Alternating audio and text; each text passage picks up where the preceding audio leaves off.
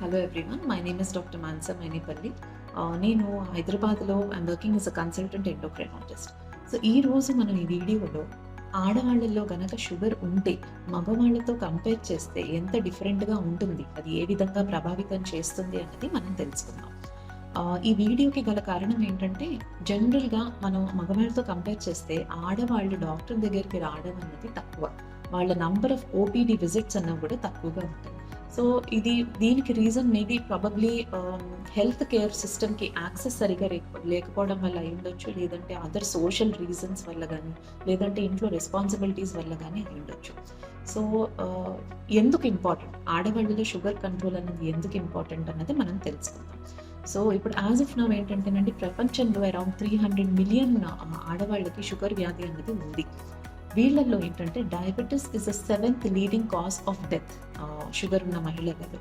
తర్వాత షుగర్ లేని మహిళలతో గనక మనం పోల్చుకుంటే, షుగర్ ఉన్న మహిళలలో గుండెకు సంబంధించిన ఇబ్బందులు రావడం అరౌండ్ 2 times రిస్క్ అన్నది ఎక్కువగా ఉంటుంది.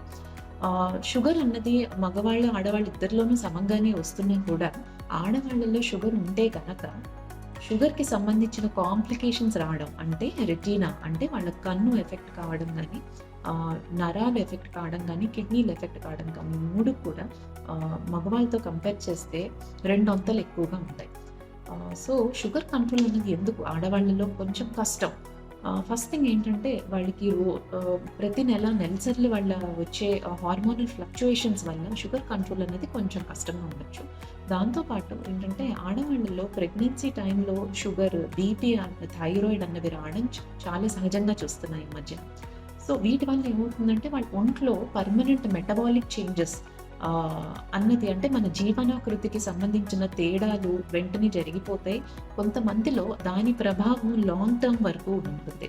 సో దీనివల్ల కూడా షుగర్ అన్నది కానీ, షుగర్కి సంబంధించిన కాంప్లికేషన్స్ కానీ కొంచెం ఎక్కువగా ఆడవాళ్ళలో చూస్తూ ఉంటాం. మూడోది ఏంటంటే, ఎస్పెషలీ పెరిఫరీస్, అంటే మన సిటీస్ కాకుండా రూరల్ ఏరియాస్లో ఆడవాళ్ళ హెల్త్ అన్నది definitely it is little bit more neglected when compare to a man. And also వాళ్ళకి యాక్సెస్ లేకపోవడం కానీ, లేదంటే వాళ్ళ సోషియో ఎకనామిక్ స్టేటస్ అన్నది ఎక్కువగా లేకపోవడం, తర్వాత నెగ్లెక్ట్ చేయడం, ఇంట్లో ఉన్న రెస్పాన్సిబిలిటీస్, వీటన్నిటి వల్ల కూడా ఏంటంటే ఆడవాళ్ళు త్వరగా ముందుకి డాక్టర్ చెకప్ దగ్గరకు అనేది రారు. సో ఇప్పుడు ఏం చేయాలి? సో షుగర్ ఉన్న ఆడవాళ్ళు ప్రతి మహిళ కూడా first maintaining a proper diet, అంటే బాగా న్యూట్రిషియస్ ఫుడ్ అనేది తీసుకోవాలండి. దాంతోపాటు అట్లీస్ట్ 30 minutes పర్ డే, అంటే ఒక ½ an hour పర్ డే ఏదో ఒక రకమైన ఫిజికల్ యాక్టివిటీ, బీట్ వాకింగ్ కానీ, లేదంటే సైక్లింగ్ కానీ, ఏదో ఒకటి వాళ్ళకి దేనికి యాక్సెస్ ఉంటే అది చేయడం చాలా ఇంపార్టెంట్. దాంతోపాటు 8 hours ఆఫ్ స్లీప్ అనేది కూడా చాలా ఇంపార్టెంట్. అండ్ కొంచెం స్ట్రెస్ లెవెల్స్ అన్నది తగ్గించుకోవాలి. ఎక్కువగా స్ట్రెస్ అన్నది తీసుకోకూడదు. మానసిక ఒత్తిడిని కూడా తగ్గించుకోవాలి. అండ్ డాక్టర్ చెకప్ దగ్గరికి రావడం చాలా important. Because doctor visits is the one wear మనకి షుగర్ లెవెల్స్ బట్టి మనకి తరచుగా డోస్ అడ్జస్ట్మెంట్స్ చేయడము, తర్వాత షుగర్ అన్నది as close to target as possible, అంటే ఎంత నార్మల్గా ఉంటే అంత నార్మల్ వరకు ఉంచుకోవడం అనేది వెరీ ఇంపార్టెంట్.